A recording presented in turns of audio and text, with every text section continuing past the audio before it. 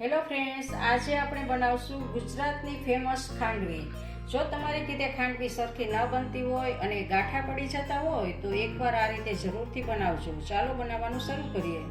સૌથી પહેલાં આપણે ખાંડવીની અંદર આપણે સ્પ્રિંકલ કરવા માટેનો મસાલો બનાવવાના છે. તો એના માટે એક પેનમાં મેં અડધી ચમચી જેટલું તેલ લીધું છે અને એમાં 5 થી 6 કળી આપણે લસણની ને લસણને આપણે સાતળવાનું છે. ગેસની ફ્લેમને થોડીક આપણે ફૂલ કરીએ, મીડિયમ કરીએ છીએ અને આને આવી રીતે સાતળશું. જ્યાં સુધી એનો કાચો સ્વાદ જતો ન રહે ત્યાં સુધી આપણે એને સાતળવાનું છે. તો જુઓ, સતળાઈ ગઈ છે કઢી. તો આપણે 1 મોટી ચમચી જેટલા સિંગદાણાના બી લેવાના છે. એને 2 મિનિટ આપણે આમાં રોસ્ટ કરશું ધીમા ગેસ ઉપર જ. તો આ મગફળીના બીને પણ આપણે આમાં શેકી લઈએ. હવે 2 મિનિટ થઈ ગઈ છે અને આપણા મગફળીના બી પણ સતળાઈ ગયા છે. તો ગેસને આપણે ઓફ કરી દેવાનો છે. અને હવે આપણે 1 મોટી ચમચી જેટલું કોપરાનું છીણ, તમે પાવડર કે છીણ ગમે એ લ્યો, એ ચાલશે. એને ગેસ બંધ કરી અને પછી જ એમાં એડ કરવાનું છે અને સાતળવાનું છે અડધી મિનિટ માટે આવી રીતે આમ. હવે આને આપણે એક પ્લેટમાં લઈ લઈએ અને ઠંડુ થવા દઈશું. હવે આપણે આમાં 1 મરચું એડ કરશું અને 1 આદુનો ટુકડો એડ કરવાનો છે અને 1 કપ આપણે ચણાનો લોટ લીધો છે. તમારે કોઈ પણ વાટકી કે કપનું માપ સેટ કરી લેવાનું છે. અને જેટલો ચણાનો લોટ લીધો છે એટલું જ આપણે દહીં લેવાનું છે અને એટલું જ આપણે પાણી લેવાનું છે. ત્રણેય સરખો ભાગ લેવાનો છે. આપણે અત્યારે ખાલી આમાં દહીં જ એડ કરીએ છીએ, પાણી એડ નથી કરતા. અને હવે એમાં કલર માટે આપણે થોડીક હળદર એડ કરશું અને સ્વાદ પ્રમાણે નિમક એડ કરવાનું છે. થોડીક હિંગ એડ કરશું અને આ બધાને આપણે પીસી લેશું, જેથી કરીને મિક્સરમાં આમ કરવાથી આપણે ગાંઠા નથી પડતા, લમ્સ નથી રહેતા. એ માટે આપણે આ પ્રોસેસ કરીએ છીએ. તો જુઓ, તમે જોઈ શકો છો કે આપણે આ દહીં અને ચણાના લોટને એકદમ મિક્સ કરી લીધું છે. હવે આપણે પાણી નાખવાનું બાકી છે. એટલા જ માપનું આપણે પાણી લેવાનું છે. આની જગ્યાએ તમે છાશનો પણ ઉપયોગ કરી શકો છો. તો તમારે જેટલો ચણાનો લોટ હોય એના 2 વાટકા આપણે ડબલ આપણે છાશ નાખવાની હોય છે. તો જુઓ, આમાં નાખી અને આપણે મિક્સ કરી દેવાનું છે. સારી રીતે બધું આપણે મિક્સ કરી દઈશું. જે આ ગોળ તૈયાર કરેલું છે એક આપણે આમાં વાસણમાં લેવાનું છે. હવે આપણે 5 મિનિટ પહેલાં સ્ટીમરમાં પાણી ગરમ થવા મૂકી દીધેલું છે. તો જુઓ, પાણી ગરમ થઈ ગયું છે. હવે એમાં એક આપણે સ્ટેન્ડ લગાડવાનું છે. તો સ્ટેન્ડ લગાડી અને આ ગોળને એમાં આપણે મૂકવાનું છે અને ઉપરથી આપણે પ્લેટને ઢાંકી દેવાની છે, જેથી કરીને પાણીની વરાળ છે એમાં ના પડે. આવી જ રીતે આને 10 થી 12 મિનિટ માટે થવા દેવાનું છે અને ફૂલ ગેસ રાખવાનો છે. આપણે ચણાના લોટનું ગોળ તૈયાર સ્ટીમ થઈ છે ત્યાં સુધીમાં આપણે જે ઓલું ઠળવા મૂકેલું હતું એનો આપણે પાવડર બનાવવાનો છે. તો એ બનાવી લઈએ. તો ઠળી ગયું છે અને આપણે મિક્સર જારમાં લઈ લેશું. ને હવે એમાં 1.5 ચમચી જેટલું આપણે કાશ્મીરી મરચું લેવાનું છે અને થોડોક સંચળ પાવડર લેવાનો છે. મીઠાની જગ્યાએ આપણે સંચળ પાવડરનો ઉપયોગ કરીએ છીએ અને આપણે મિક્સર જારમાં આને ક્રશ કરી લઈએ. હવે આપણે 15 મિનિટ થઈ ગઈ છે, તો જોઈ લઈએ.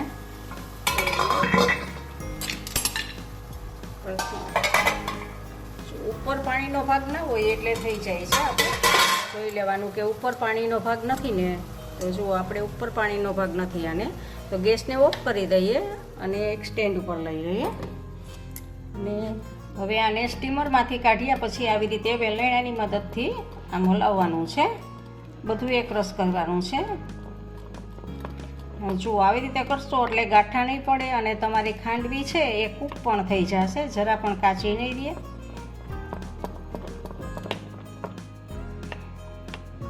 જુઓ, આ હલાવાઈ ગયું છે આપણે. હવે આપણે અગાઉથી ગ્રીસ કરેલી થાળી હતી, ચમચાની મદદથી લઈ અને આવી રીતે થાળીની પાછળની ભાગે અથવા તો તમે પ્લાસ્ટિક ઉપર પણ પાથરી શકો છો કે પ્લેટફોર્મ ઉપર પણ આપણે પાથરી શકાય છે. જેટલી તમારે પાતળી કરવી હોય એટલો ભાર દઈ અને આવી રીતે આમ પાતળી કરવાની છે. જુઓ, આવી રીતે આમ લગાવતા જવાનું છે.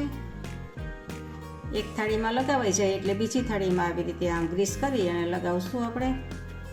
જો આવી રીતે આખી થાળીમાં લગાવી લેવાનું છે અને હજી જે બચ્યું છે એ બીજી થાળીમાં આપણે લગાવશું.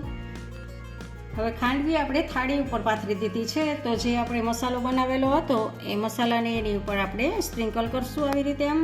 તો જુઓ આ અલગ જ રીતે હું ખાંડવી બનાવું છું અને પરફેક્ટ જ આ ખાંડવી થશે. જે કોઈ બનાવશે ને એની રીતે ને ખૂબ સરસ લાગશે સ્વાદમાં. હવે ઉપરથી ટોપરાનો પાવડર કે છીણ કે તમારી પાસે જે હોય તે આવી રીતે, કારણ કે ટોપરાનું છીણ છે એ ખૂબ જ સરસ લાગે છે. જો તાજા ટોપરાનું છીણ તમારી પાસે હોય તો એ, અને નહીંતર પછી પાવડર પણ ચાલશે આવી રીતે. અને ઉપરથી લીલા ધાણા,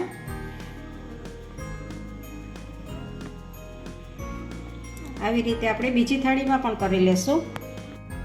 હવે આના આપણે કાપા કરી લેશું. તો જુઓ આવી રીતે મેં 3 કાપા કરી લીધા છે અને હવે વચ્ચે નથી કરતી કાપા, એમને લાંબા જ રાખશું. અને જુઓ તમે જોઈ શકો છો કે આવી રીતે આમ વાળતું જવાનું છે.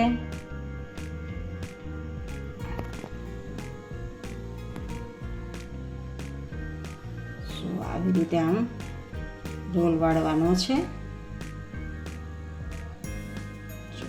આવી રીતે આપણે બધા રોલ વાળી લેશું. જો આવી રીતે બધા જ રોલ્સ આપણે બનાવીને તૈયાર કરી લીધા છે. ગેસ સ્ટાર્ટ કરી અને વઘારિયામાં આપણે 2 મોટી ચમચી જેટલું તેલ ગરમ કરવાનું છે. તેલ ગરમ થઈ ગયું છે તો હવે આપણે ગેસને સ્લો કરી દઈશું અને એમાં અડધી ચમચી જેટલી આપણે રાઈ એડ કરશું. રાઈ ઉપર આવે એટલે ગેસને આપણે બંધ કરી દેવાનો છે. એમાં થોડુંક આપણે જીરું એડ કરશું અને થોડી હિંગ એડ કરશું અને 4 થી 5 લીમડાના પાન એડ કરશું અને 1 તીખું મરચું છે એ મરચું એમાં એડ કરશું અને છેલ્લે આપણે 1 ચમચી જેટલા સફેદ તલ છે એ એડ કરશું અને બધું મિક્સ કરી દઈશું. તો જુઓ આપણે આ વઘાર માટેનું તેલ તૈયાર છે. હવે આ તેલને ગરમ હોય ત્યારે જ આમ ચમચીની મદદથી આની ઉપર આમ રેડવાનું છે. રોલ્સ ઉપર આપણે આવી રીતે આમ રેડશું.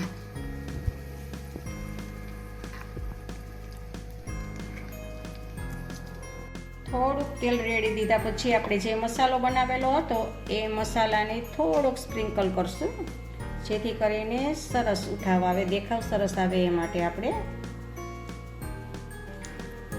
અને સફેદ કોપરું છે એ કોપરાને થોડુંક એડ કરશું.